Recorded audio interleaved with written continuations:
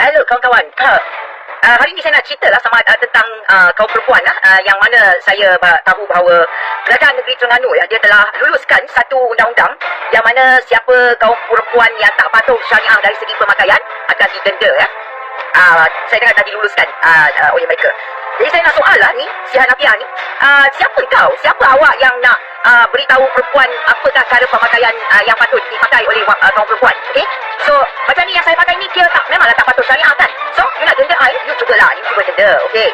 Yang pihak perempuan ni, kita ni kenapa yang kita benarkan kaum lelaki ni beritahu yang apa yang patut kita pakai? Jadi kita tak bogel di halayak ramai. Apa yang masalah mereka? Kenapa yang kita benarkan pihak-pihak misoginis ni nak kontrol cara kita berpakaian? Assalamualaikum warahmatullahi wabarakatuh. Kita dah dengar kata-kata daripada seorang wanita yang dikenali dekat Malaysia ni sebagai seorang yang beraliran tidak sama apa yang syariat nak. Maka dia telah komen satu perkara yang tuan-tuan ataupun puan-puan dengar sendiri. Tahu Allah Subhanahu wa taala sekalian, Allah sebut dalam Quran, "Wa ma kana lil mu'minin wa la mu'minatin idza qadallahu wa rasuluhu amran an yakuna lahumul khiyaratu min amrihim."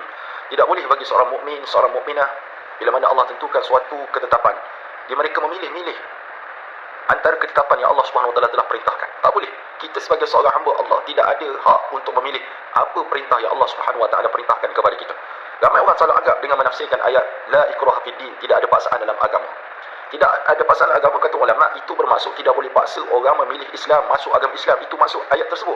Tapi bila mana seorang telah menjadi seorang Muslim ataupun Islam, maka wajiblah ke atas mereka untuk melaksanakan seluruh perintah Allah Subhanahu wa taala dan meninggalkan segala larangan Allah Subhanahu wa taala. Tidak ada hak untuk kita untuk membantah, kecuali dalam keadaan yang mana darurah, yang mana contohnya ada larangan Allah daripada memakan babi sebagai contoh. Tetapi bila mana dalam keadaan darurah, maka dibenarkan makan babi, tapi makan pula jangan makan sampai kenyang-kenyang. Makan tuqaddar biqadariha, ad-darurat tuqaddar biqadariha.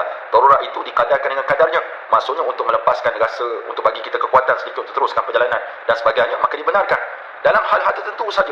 Tapi bila melibatkan menutup aurat, itu sebagai satu perintah daripada Allah Subhanahu wa taala, dan tak boleh kepada Puan Siti Kasim untuk menyatakan bahawa itu hak dia ataupun hak orang perempuan, tak boleh paksa dan sebagainya. Ini bukan isu paksa makcik, tapi isu yang melibatkan hukum Allah Subhanahu wa taala. Maka makcik ataupun Puan Siti kena patuhlah. Jadilah seorang muslimah ataupun seorang orang Islam yang mematuhi perintah Allah dan larangan Allah Subhanahu wa taala. Jangan jadi orang yang nampak menentang Islam sangat. Ini satu benda yang sangat-sangat pelik bila berlaku pada seorang yang beranggapan dirinya saja terpaling betul. Ini satu masalah besar, terutama sekali bila menjangkai para ulama.